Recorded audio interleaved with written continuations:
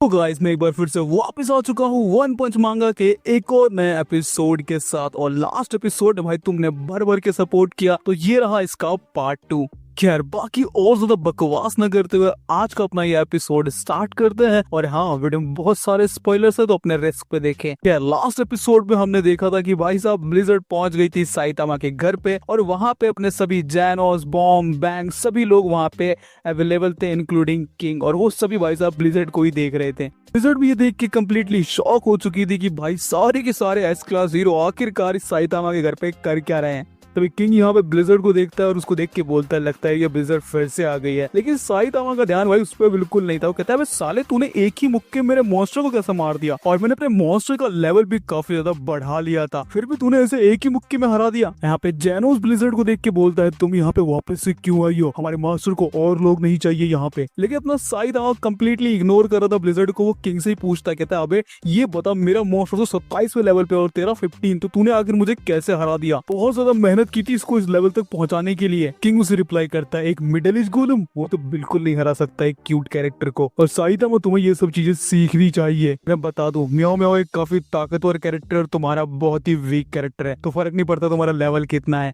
मैं आसानी से उसको हरा दूंगा। तो साइतामा से कहता, तुम्हें पहले बताना चाहिए था ना इसके बारे में, मुझे नहीं पता था ये कैरेक्टर वीक है। लेकिन अगर ये वीक भी है तो मैंने इसको तो बहुत पावरफुल बनाया था ना, 27 लेवल तक लेके आया था मैं इसको। ये गेम ही बकवास है, मुझे ये खेलनी ही नहीं है। ब्लिज़र्ड साइतामा को देख के बोलती है, सब हो क्या रहा है यहाँ पे। जिसमें साइतामा कहता है, वो सब तो ठीक है लेकिन तुम यहाँ पे क्या कर रही हो। ब्लिज़र्ड साइतामा को बताती है कि यहाँ पे मॉन्स्टर एसोसिएशन ने बहुत ज्यादा तबाही मचा दी है, और साथ ही में मेरा ग्रुप भी तबाह हो चुका है, और मॉन्स्टर एसोसिएशन भी हमें बहुत सारी वार्निंग्स दे रहा है कि वो बहुत जल्दी हमला करने वाला है। इसमें साइतामा कहता है, तुम्हें चिल्लाने की जरूरत नहीं है, मैं ऑलरेडी बहुत खतरनाक फाइट लड़के आ रहा हूँ और मैं थक चुका हूँ, तो बस मैं थोड़ा सा चिल करना चाहता हूँ घर पे। तो ब्लिज़र्ड कहती है, चिल करने का टाइम थोड़ी है, मॉन्स्टर हम पे हमला करने वाले हैं। तो जैनोस उसे टोकते हुए बोलता है, मास्टर बिल्कुल ठीक कह रहे हैं, हम बहुत एक मुश्किल फाइट लड़के हैं। जिससे ब्लिज़र्ड कहती है, हाँ हाँ तुम्हें देख के लग भी रहा है, तुम्हारे उर्जे पुर्जे ढीले जो हैं। साइतामा के घर पे मैंने यहाँ पे किंग को तो देखा है, लेकिन बैंग और बॉन्ग यहाँ पे क्या कर रहे हैं। जिससे बैंग उसे बोलता है कि मैंने कुछ ज्यादा ही मेहनत कर ली, और गारू से लड़ते लड़ते मैं अपनी पावर्स को कुछ ज्यादा ही यूज कर लिया, जिसकी वजह से मेरी कमर में चोट लग गई है और अब मैं हिल नहीं पा रहा हूँ। और साइतामा ने मुझे कहा कि मैं उसके घर पे आके रेस्ट कर सकता हूँ, इसलिए मैं साइतामा के घर पे आ गया। बॉम्ब भी उसे रिप्लाई करता है कि हाँ सही बात है, मेरे भी घुटनों में यहाँ पे दर्द हो रहा है, क्योंकि मैं यहाँ पे रोरिंग फीस्ट को बहुत टाइम बाद कर रहा था, इसकी वजह से मेरे घुटने बहुत दर्द कर रहे हैं। जिससे ब्लिज़र्ड रिप्लाई करती है, अच्छा तो फाइट लगता है काफी ज्यादा मुश्किल थी, लेकिन वो सब तो ठीक है, लेकिन साइतामा इतना चिल कैसे बैठा हुआ है। तो साइतामा को देख के बोलती, तो पता है ना साइतामा की मॉन्स्टर्स कितने खतरनाक हैं, और मुझे पता है कि तुम्हारी भी उनसे फटी हुई है, लेकिन तुम यहाँ कूल बनने की एक्टिंग कर रहे हो। तो साइतामा उसे काफी कैजुअली रिप्लाई करता है, अरे मेरे लिए तो बहुत छोटी सी बात थी। जिससे ब्लिज़र्ड उस पर गुस्सा होते, कहती छोटी सी बात, तुम्हें छोटी सी बात लगती है। और यहाँ पे साइतामा किंग को देख के बोलता है, अरे यार तो छोटी छोटी बातों पे गुस्सा हो जाती है। ब्लिज़र्ड आके वहीं पे बैठ जाती है और कहती है कि हमें एक प्लान बनाना होगा। और वो जैनोस से बोलती, जैनोस तुम्हें मॉन्स्टर एसोसिएशन के बारे में कुछ तो टिप मिली होगी हीरो से, क्योंकि तुम ऑलरेडी उनसे कनेक्टेड और तुम एस रैंक हीरो भी हो। तो जैनोस करता है, हाँ बिल्कुल सही बात है, लेकिन मैं कल पूरे दिन लड़ता रहा, जिसकी वजह से उस फाइट के दौरान ही मेरा जो ट्रांसमीटर है वो फूक गया, यानी कि पिघल गया, और मैं पूरी चीजें ध्यान से नहीं सुन पाया। किंग, बैंग और बॉन्ग भी उसे बताते कि हाँ शायद उनका भी लड़ते लड़ते ट्रांसमीटर खराब हो गया है, तो उनके पास भी कोई इन्फॉर्मेशन नहीं आई है। ब्लिज़र्ड उनसे कहती, तो अब पता है ना कि हमें कुछ ना कुछ तो करना पड़ेगा, क्योंकि अभी हम जंग की कगार पे और कुछ भी हो सकता है। तो जैनोस उसे कहता है कि मुझे तो अपने उर्जे पुर्जे ठीक करवाने हैं, क्योंकि डॉक्टर कल पूरा दिन काम करते रहे और अभी वो थके हुए होंगे, तो शायद वो भी मेरी हेल्प भी ना कर पाए। फिर साइतामा भाई उसको टोंट मारते कहता है, हाँ उन्होंने बिल्कुल सोचा नहीं होगा कि तुमने शरीर का ऐसे कबाड़ा कर लोगे। बैंग और बॉम्ब भी उसे रिप्लाई करते हैं, हाँ बिल्कुल सही कहा जैनोस, हम भी थक चुके हैं और अपनी उम्र का तो हम कुछ नहीं कर सकते, क्योंकि हम बूढ़े हो चुके हैं, तो हमें भी रिकवर होने में थोड़ा टाइम लगेगा। तो ब्लिज़र्ड किंग से पूछते, लेकिन किंग सीधा कहता है, मुझे कुछ और काम है तो मैं नहीं आ सकता। तो ब्लिज़र्ड के पास अब लास्ट ऑप्शन था साइतामा, और उसको देख के बोलती है अब सिर्फ साइतामा बचा है, और वो बोलती है उसे कि अब पूरा का पूरा ग्रुप तबाह हो चुका है और स्ट्रेटेजी ग्रुप भी बिल्कुल नहीं बचा है, तो अब सिर्फ बी या उससे नीचे के जो रैंक के हीरो हैं वो हमारी हेल्प कर पाएंगे इस चीज में, ताकि हम मॉन्स्टर से लड़ सकें। लेकिन साइतामा भाई उसको जिस तरीके से देख रहा था वो साफ समझ में आता, उसे कुछ समझ में नहीं आ रहा था। ब्लिज़र्ड उसे पूछती हुई, तुम्हें कुछ समझ में भी आ रहा है कि नहीं आ रहा है। ब्लिज़र्ड फिर से साइतामा को बताती है कि यहाँ पे पहले तो मॉन्स्टर अकेले लड़ने के लिए आते थे, लेकिन अब मुझे लग रहा है शायद उनका कोई ग्रुप भी है, और ग्रुप में भी काम करना शुरू कर चुके हैं, और शायद उनका कोई बॉस भी है जो उनको मैनेज करता है। पैंग रिप्लाई करता है, हाँ तुम सही कह रहे हो, वो एक मॉन्स्टर एसोसिएशन है, और अब तो गारो भी उनको ज्वाइन कर रहा है। तो बॉम्ब रिप्लाई करता है, तुम बिल्कुल सही कह रहे हो, और अगली बार हम उससे नहीं लड़ पाएंगे, और और क्या हो अगर उसके पास एक और ऐसा सेंटीपीड हो। किंग साइतामा को देख के बोलता है लगता है साइतामा वो हीरो हंटर उसी पार्क में था, जिसपे साइतामा कहता है हाँ मुझे भी ऐसा लगा कि शायद वो वहाँ पे है, मैंने सुना उसने काफी हीरो को डिफीट किया है लेकिन वो एक बार भी मेरे पास नहीं आया। और इसके बाद साइतामा कहता है कि क्या मैं गंजा हूँ इसलिए वो मेरे पास नहीं आया। तभी साइतामा गुस्से में वहाँ से उठता है और अपना भाई साहब सूट पहनने लगता है, जिसे देख के वहाँ पे सभी लोग शॉक हो जाते हैं। सबसे कहता है कि मैं बाहर जा रहा हूँ। इस पे जैनोस उससे पूछता है मास्टर आपको पता है कि कहाँ पे है हीरो हंटर। साइतामा उसे कहता है मैं उसे ढूंढूंगा और एक पंच में ही उसको चित कर दूंगा, और हाँ आते हुए मैं गोभी भी ले आऊंगा। और इसके बाद वहाँ से साइतामा चला जाता है और ब्लिज़र्ड यही सोच रही थी कि यार इन्हें तो अपने ग्रुप में ज्वाइन करना बहुत मुश्किल है। इसके बाद से शिफ्ट होता है, हम देख पाते हैं मिस्टर नारंगी को। वो कहता है ये हीरो एसोसिएशन एकदम बेकार है, को मैं इतना पैसा देता हूँ फिर भी ये एक काम नहीं कर पाते हैं। मेरा बच्चा उसको बचाने के लिए कोई प्लान नहीं है इनके पास। वो बेचारा डरा सहमा वहाँ पे बैठा होगा, हेल्प आने का वेट कर रहा होगा। तुम सब लोग जाओ और मेरे बेटे को बचा के लाओ। ये जो बैटल सूट मैंने तुमको दिए हैं ये बहुत ही ज्यादा ताकतवर है और एक नॉर्मल हीरो से तुम्हें बहुत ज्यादा पावर प्रोवाइड करते हैं। तो जाके मॉन्स्टर एसोसिएशन से मेरे बेटे को लेके आओ, और अगर तुम मेरे बच्चे को सेफली मेरे पास ले आए तो तुम जितने पैसे मांगोगे मैं तुम्हें उतने पैसे दूंगा। और उसके बाद हमें पूरी टीम रिवील की जाती है, जिसमें देख कैप्टन टोंगारा, सुशी, असामी, चिनपी, गोमागो, शिनोचो और उसके अलावा नोरिया, ये सभी लोग स्क्वाड में थे और इनका मिशन था नारंगी के बेटे को बचाना। इसके बाद ये सभी रेडी होके वहाँ से निकल जाते हैं मॉन्स्टर एसोसिएशन के लिए। और यहाँ से फिर से सीन शिफ्ट होता है, हम देख पाते हैं गारो को, जो कि भाई साहब पट्टियों में लिपटा हुआ कहीं पे तो आराम से लेटा हुआ था बेड पे, और उसकी आंख खुल जाती है। जैसे उसकी आंख खुल के वो आसपास देखता है तो ये जगह बिल्कुल जेल जैसी थी।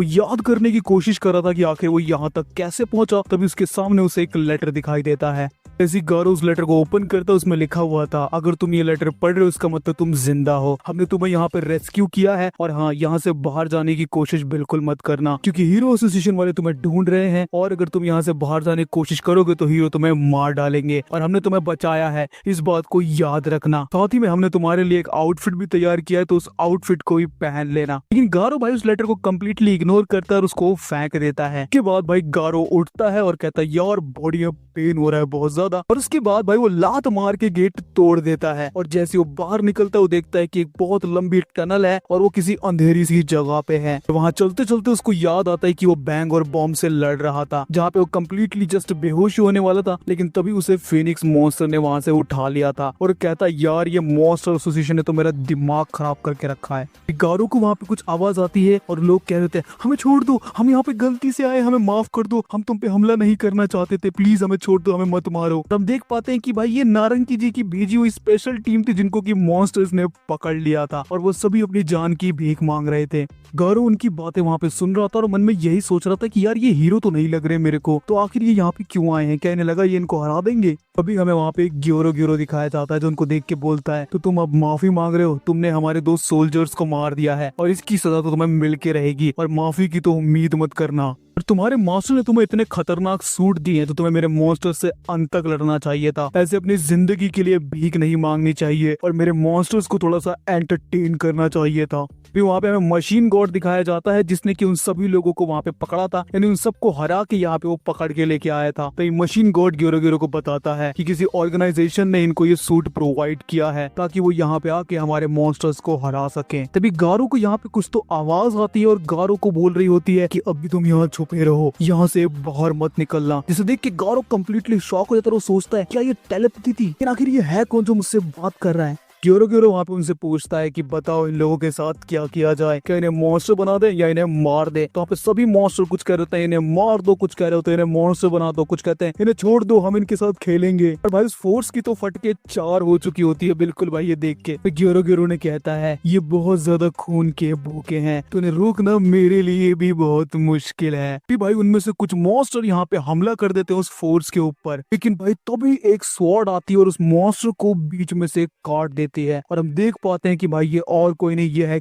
किंग द रिपर, जिसने अपनी एक ही स्वॉर्ड से मॉन्स्टर के 2 टुकड़े कर दिए। तो ग्योरो को देख के बोलता है मैं थक चुका हूँ ग्योरो वेट करके, अब मैं इंसानों की रोने की आवाज सुनना चाहता हूँ। और भाई वो अपने ब्लेड से उस फोर्स का जो कैप्टन था उसके चेहरे पे कट मारने लगता है। और ग्योरो मेरी बात सुनो, जब तक हम असली हीरो से नहीं लड़ते तब तक ये लोग मेरे लिए खिलौने का काम करेंगे। और यहाँ से सारी चीजें अपना गारो देख रहा था और ये देख के वो सोच रहा था कि ये सारे तो सच में ही मॉन्स्टर हैं और इनको जो कंट्रोल कर रहा है, क्योंकि इनको कंट्रोल करना तो काफी मुश्किल है, तो मुझे लगता है इनका जो बॉस है वो शायद इनसे बहुत ताकतवर होगा। मशीन गॉड G5 उन्हें बोलता है ग्योरो ग्योरो ये जो सूट इन्होंने पहन रखे हैं ये हमारे किसी काम के नहीं है, क्योंकि इनको कस्टमाइज ही कुछ ऐसे किया गया है कि सिर्फ ये लोग ही इसको पहन सकते हैं। और सच में इस सूट से इनकी पावर काफी ज्यादा बढ़ जाती है, क्योंकि मैंने खुद इनसे लड़ाई की है। तो इनकी जो ये सूट है ये हमारे किसी काम के नहीं है, क्योंकि इनके अलावा और कोई इन सूट्स का इस्तेमाल कर ही नहीं सकता है। तो ग्योरो ग्योरो से कहता है तो तुम क्या चाहते हो, क्या हम इन्हें मारे नहीं और इनको प्यादों की तरह यूज करें? किंग द रिपर कहता है नहीं, ये लोग लड़ने लायक तो बिल्कुल ही नहीं है,